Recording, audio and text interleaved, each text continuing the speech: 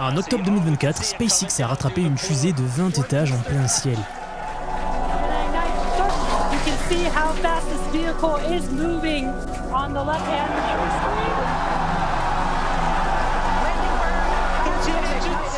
Et alors que la plupart d'entre nous y ont vu l'une des démonstrations les plus épiques jamais réalisées, presque tout le monde est passé à côté de ce que ce produit va réellement déclencher. Cette capture-là, une paire de bras mécaniques attrapant un immeuble de 75 mètres redescendant de l'espace, n'a pas été conçue pour choquer, impressionner, faire les gros titres ou produire un contenu spectaculaire comme celui-ci. C'était la preuve que l'humanité s'apprêtait à entrer dans la plus grande période de son histoire, plus grande que la révolution industrielle, que l'électricité ou même que la roue. Le prix pour accéder à l'espace vient de tout remettre en question. La quantité de richesse et de liberté que ce produit va créer sera sans commune mesure. Cette trajectoire historique ne fait littéralement que commencer et continuera pendant au moins 100 ans. Il y a un principe en économie industrielle qui explique à peu près tout ce qui va suivre. Ça s'appelle la loi de Wright. L'idée est assez simple. À chaque fois que vous doublez la production cumulée d'un objet, son coût va baisser d'un pourcentage fixe, généralement entre 15 et 25%. C'est pour ça que les panneaux solaires qui coûtaient 76 $ le watt en 1977 coûtent 20 centimes aujourd'hui. Le soleil est le même, la physique est la même, mais ce sont des milliards d'unités produites entre les deux. Mais maintenant, appliquez ce principe-là aux fusées. Pendant des décennies, mettre un seul kilogramme en orbite coûtait 54 000 $ avec la navette spatiale. 54 000 $ pour envoyer cela dans l'espace. À ce tarif-là, les seuls clients possibles étaient des gouvernements. La NASA, le Pentagone, l'Agence spatiale européenne, l'agence russe, chinoise, etc. Bon, vous avez compris le principe. Si vous étiez une start-up avec une idée brillante qui nécessitait d'aller en orbite, ça n'avait aucune importance. La porte était tout simplement verrouillée et seuls les États en avaient la clé. Falcon 9 a fait tomber ce prix à 2700 $ le kilo, une baisse de 95%. Et cette baisse-là, à elle seule, a créé toute l'industrie moderne des satellites. Starlink, Planet Labs, OneWeb et j'en passe. Des entreprises qui n'auraient physiquement pas pu exister à l'époque de la navette. Mais Starship, le fameux véhicule immeuble que l'on a vu se faire attraper ce jour-là, vise entre 78 et 94 $ le kilo à court terme. Et à long terme, l'objectif c'est de 10 à 20 $. Donc de 54 000 $ à 10 $ le kilogramme. On a déjà vu ce film. En 1956, un entrepreneur nommé Malcolm McLean, dans le transport routier, a inventé ce qui deviendra le conteneur moderne, et il l'a chargé sur un pétrolier pour la première fois. Avant cela, charger une cargaison sur un navire coûtait 5,86 $ par tonne. Des dockers qui portaient des caisses, des sacs, des barils à la main. Le chargement d'un seul navire prenait des jours. Eh bien, le conteneur a fait tomber le coût à 16 centimes la tonne. Une baisse spectaculaire, mais pourquoi je vous parle de ça? Parce que regardez le résultat. Le résultat n'a pas été d'avoir juste un transport maritime devenu moins cher. Non, non, non. Le résultat, ça a été la mondialisation. La Corée du Sud, la Chine, le Vietnam, tous, plein de pays en fait se sont industrialisés parce qu'une boîte en métal a rendu le commerce transocéanique négligeable en coût et cela a changé le monde. Même schéma avec la bande passante d'internet. Le coût a chuté d'un facteur 1000 entre le milieu des années 90 et 2015. En 1995, streamer un film aurait coûté des centaines de dollars. En 2015, cela ne coûte qu'une fraction de centimes. Ce sont les mêmes données, ce sont largement les mêmes câbles, mais une économie de 10 000 milliards de dollars qui n'existait tout simplement pas avant. Netflix, YouTube, le cloud computing... Tout ça était mathématiquement impossible au prix du modem 56K. Le schéma qui se dessine avec l'espace est exactement le même et c'est la raison pour laquelle je vous fais cette vidéo, pour vous faire part du prochain, très probable bouleversement industriel qui arrive. Quand vous divisez le coût d'accès à l'orbite par 1000, ce ne sont pas les mêmes entreprises qui y montent forcément, ce sont des entreprises que personne n'avait prévues et elles existent déjà. Reflect Orbital, fondé par un ancien ingénieur de SpaceX, a levé 35 millions de dollars auprès de la Sequoia Capital. Le dernier investissement spatial de Sequoia avant celui-là, c'était SpaceX justement. Leur plan, c'est d'envoyer 4000 miroirs en orbite. Chaque miroir fait la taille d'un terrain de basket, mais pèse à peine 16 kg. Plus léger parfois que la valise pour laquelle votre compagnie aérienne vous surtaxe ou vous refuse. Ces miroirs redirigent la lumière du soleil vers des fermes solaires terrestres pendant la nuit, par temps couvert ou même en hiver dans les régions peu ensoleillées. Avec l'ancienne économie spatiale, vous savez à 54 000 $ le kilo en orbite, eh bien mettre ces 4000 miroirs en orbite aurait coûté 3,5 milliards rien qu'en lancement. Maintenant, à 78$ le kilo, ça tombe à 5 millions. Donc on passe d'un budget d'État à un budget de série B. Prenons une autre entreprise, Varda Space Industries. Alors eux, ils fabriquent des composés pharmaceutiques en microgravité. Alors, ce ne sont pas des versions un peu meilleures de médicaments existants, non.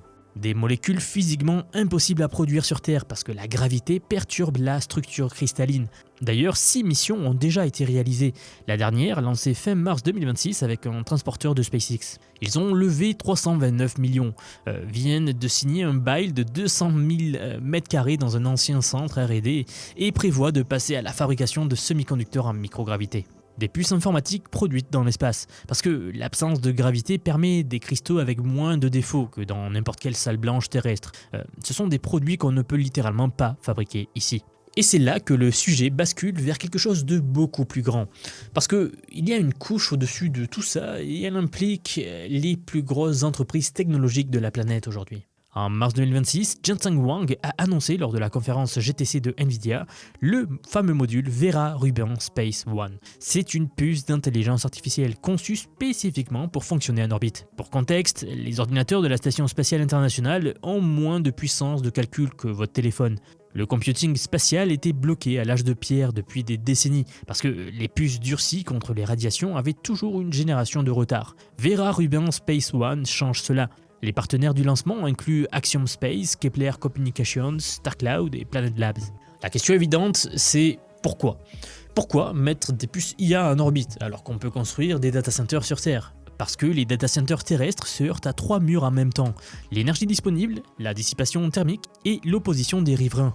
Sur Terre, il faut des systèmes de refroidissement massifs, de l'eau, de la proximité avec des centrales électriques, des permis, du foncier et j'en passe. En orbite, les panneaux solaires fournissent de l'énergie en continu. Il n'y a pas de nuages, pas de nuit dans certaines orbites, pas de facture d'électricité. C'est un avantage massif. Le refroidissement, par contre, c'est l'inverse que ce qu'on croit. Hein. L'espace n'est pas froid au sens où on l'entend. C'est un vide. Et un vide, ça ne refroidit rien, ça isole. Toute la chaleur doit être évacuée par radiation, avec des radiateurs géants. C'est un vrai problème d'ingénierie. Mais sur la Terre aussi, les problèmes s'accumulent. Trouver de l'eau, de l'énergie, le foncier, les permis, convaincre les riverains, etc. Le pari, ce n'est pas que l'espace est facile, c'est plutôt que la somme des contraintes terrestres devient pire que le défi thermique orbital. Et que ce défi-là, on sait au moins dans quelle direction chercher.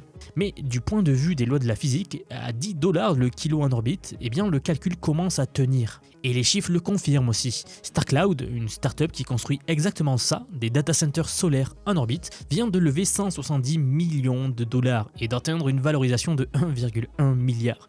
C'est la licorne la plus rapide de l'histoire, 17 mois entre le Demo Day et le milliard. En novembre dernier, ils ont lancé leur premier satellite avec une puce Nvidia H100 à bord et sont devenus les premiers à réussir à entraîner un modèle de langage, une IA, dans l'espace. Leur deuxième satellite est déjà prévu cette année et il aura 100 fois la capacité énergétique du premier. Google développe un projet similaire aussi que l'on appelle le Suncatcher, donc l'attrape-soleil avec l'entreprise Planet Labs.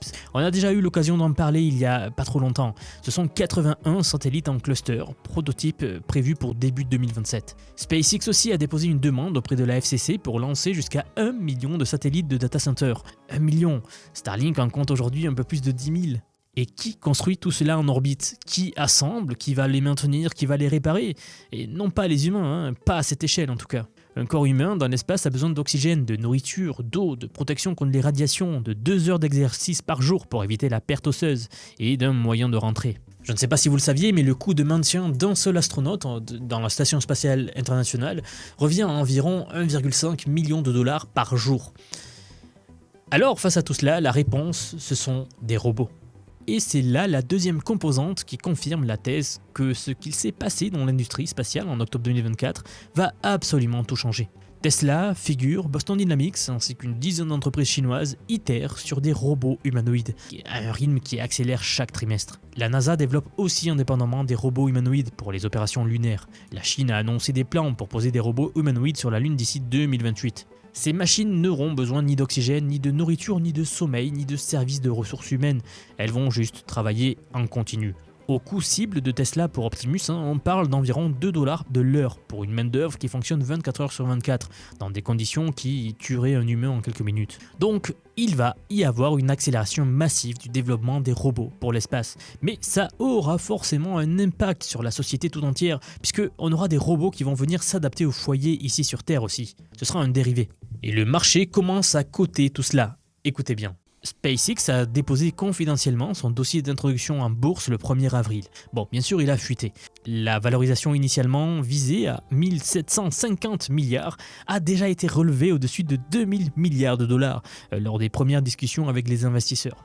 L'entreprise cherche à lever jusqu'à 75 milliards de dollars supplémentaires. Ce sera la plus grosse IPO de l'histoire, la plus grosse introduction en bourse de l'histoire pour une seule entreprise. Plus grande que Saudi Aramco, plus grande qu'Alibaba, plus grande que les deux combinés même. Et Musk veut réserver 30% de l'offre aux investisseurs particuliers, contre 5 à 10% habituellement. Il prend la route Tesla en quelque sorte. C'est une entreprise qui génère entre 15 et 16 milliards de revenus annuels avec environ 8 milliards de profits. Et qui intègre désormais XAI après la fusion de février. Comprenez bien que ce n'est pas une valorisation basée sur des rêves. Enfin, pas uniquement. C'est le marché qui met un prix sur l'infrastructure de cette nouvelle économie-là. SpaceX, c'est le chemin de fer de l'orbite. C'est l'équivalent du conteneur maritime de l'espace. Et le plus vertigineux dans tout cela, c'est qu'on ne parle que des effets de premier ordre, les choses que l'on peut prédire aujourd'hui. Vous savez, Internet n'a pas été construit pour que les gens partagent des vidéos de chats, ou l'iPhone n'a pas été conçu pour commander un VTC avec une application. Le conteneur maritime n'a pas été inventé pour que vous puissiez acheter un t-shirt fabriqué au Bangladesh dans un centre commercial à Toulouse, à Montréal ou à Bruxelles. Les effets de second et troisième ordre, ceux qu'on ne peut pas prédire, sont historiquement là où se crée la vraie richesse. Les dizaines de milliers de milliards. Dans 20 ans, il existera des industries à 1000 milliards de dollars que personne dans cette vidéo, personne à Wall Street, personne à la NASA, personne chez SpaceX n'a encore imaginé. Les courbes de coûts le garantissent. Le capital afflue, le matériel se construit. On ne voit pas encore quoi, mais ça arrive.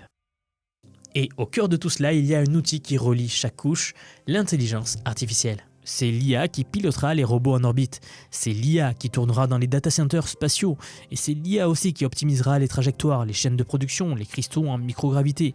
En fait, chaque entreprise mentionnée dans cette vidéo est construite sur de l'IA. StarCloud entraîne des modèles de langage en orbite, Nvidia qui conçoit des puces spatiales pour faire tourner de l'inférence au-dessus de nos têtes, Varda qui utilise l'IA pour contrôler ses processeurs de cristallisation en apesanteur. On parle d'une économie à plusieurs milliers de milliards. Donc un autre point commun de tout ce que l'on vient de voir, ce n'est pas seulement l'espace, c'est aussi l'IA. C'est fortement lié. Et sur Terre, c'est exactement la même dynamique, juste à une échelle plus immédiate. Chaque secteur, chaque métier, chaque entreprise est en train d'être traversée par cette technologie. Pas dans 10 ans, maintenant. Et ce qui se passe à chaque révolution technologique majeure, c'est toujours le même schéma. Il y a ceux qui apprennent à utiliser les nouveaux outils pendant que tout le monde en parle, et il y a ceux qui réagissent 5 ans plus tard quand les postes ont déjà été redistribués. Je le répète, mais le conteneur maritime a réussi à enrichir tous ceux qui avaient compris le commerce mondial avant les autres. Internet, qui a enrichi ceux qui ont appris à coder ou à vendre en ligne avant que ce soit une évidence. L'IA suit exactement la même courbe. La fenêtre où savoir utiliser ces outils vous donne un avantage disproportionné, c'est maintenant. Non pas parce que c'est nouveau, mais parce que la majorité des gens n'ont pas encore commencé. Et je ne parle pas de comprendre l'IA en théorie, je parle de savoir concrètement automatiser un processus, construire un agent IA, créer des produits. La différence entre les deux, c'est la différence entre regarder une fusée décoller et être dans une salle de contrôle. Si vous regardez tout cela et que vous vous dites que le moment d'apprendre à utiliser concrètement ces outils, c'est maintenant, alors j'ai justement quelque chose pour vous. J'aimerais vous dire que depuis quelques mois déjà, j'ai construit un programme d'apprentissage unique. Je vous apprends l'IA sous tous ses aspects. C'est un parcours que j'ai créé et pensé pour vous transmettre tout ce que je sais. Alors non seulement sur les modèles d'IA comme ChatGPT, Gemini de Google, Grok de Elon Musk, Claude, etc. Je vous montre en fait et surtout la manière de les intégrer concrètement dans votre vie, dans votre travail, dans vos projets. Et ce que vous soyez salarié, indépendant, entrepreneur ou même à la retraite. Car oui, nous avons beaucoup de retraités dans la communauté et ils utilisent l'IA au quotidien. J'ai récemment sorti la plus grosse mise à jour à ce jour de la formation. Ça fait un petit moment que j'en parlais, mais ça y est, elle est là, elle est en ligne.